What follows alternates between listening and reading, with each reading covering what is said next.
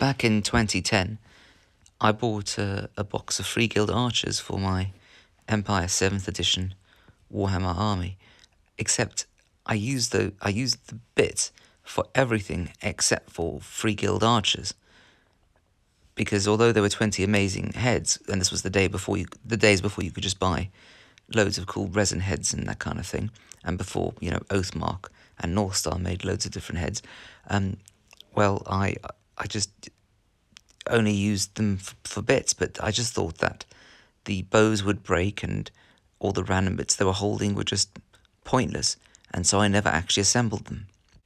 But in my more recent various miniatures agnostic games I've been playing in fantasy, like Age of Magic, Saga Age of Magic, and in Dragon Rampant, I realised that my kind of human Empire army was just lacking, quite obviously lacking, in the basic, infantry shooting department, because in all these rule systems, some kind of heavy piece of artillery just isn't quite enough to support, the knights charging in, the Zweihänder charging in the heavy infantry, or just the bog standard, human spearmen, particularly in the face, because my opponents sometimes use my miniatures, of a whole load of goblins on wolves, shooting and then running away.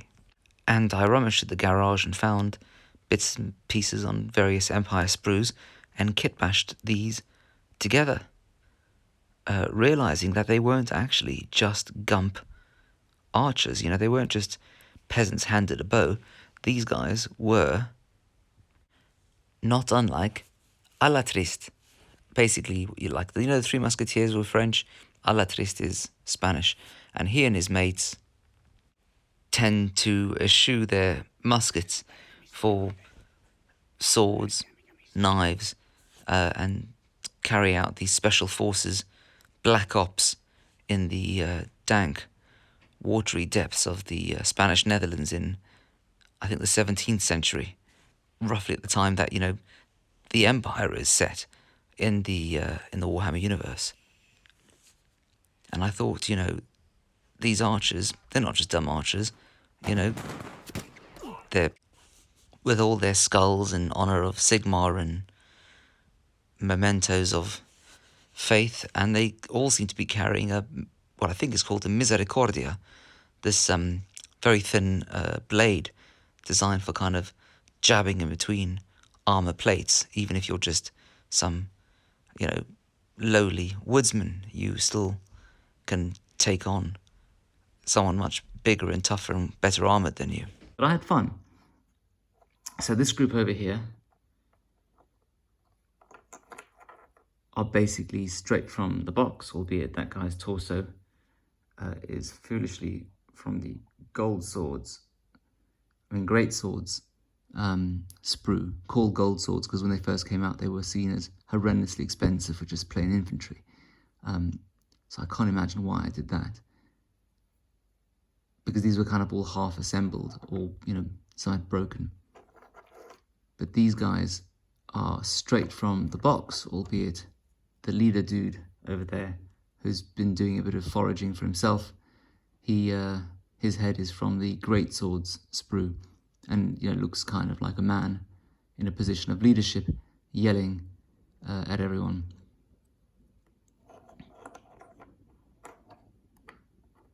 As a bit of a spot colour, just to add some variety. Anyone who had a feather, it's yellow.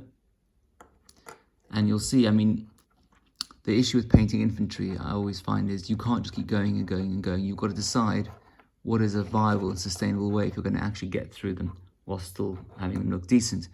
And so, the cloaks, their frocks, whatever they're called, were only 2 layers. And the skin, I always think that's worth, doing your best with. And so that's got sort of 4 or 5 layers with increased highlights.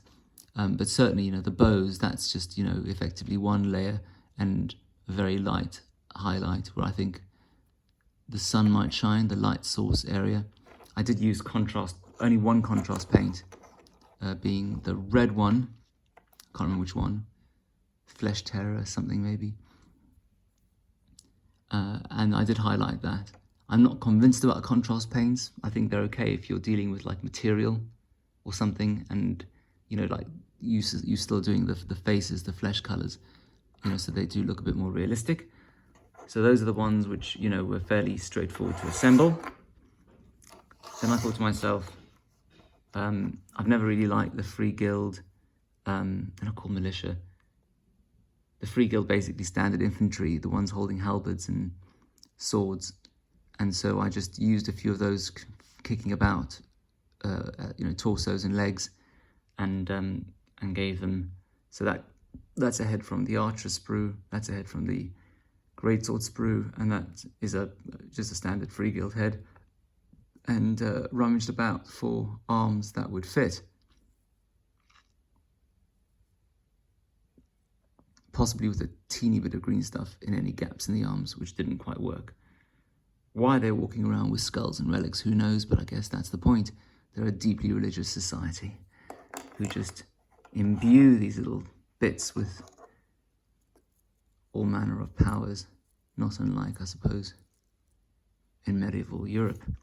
And these, because I was starting to run out of heads, I rummaged through the sprues I had left over from Oathmark.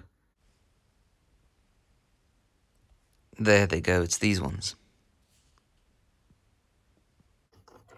I can either use them as 12 bog standard archers, or In a system like Dragon Rampant, they could be scouts, whereby, as you can see, they have a few special rules, like they're quite tough to actually hit, hard to target, with their armor counting as double basically if they're being shot at, and you can only shoot at them if they're pretty close as opposed to far away.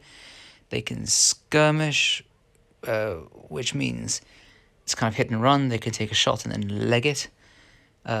Although, as everything in Dragon Rampant, it's always based on an initiative roll, and if you fail, you lose your entire army's turn, kind of like Blood Bowl.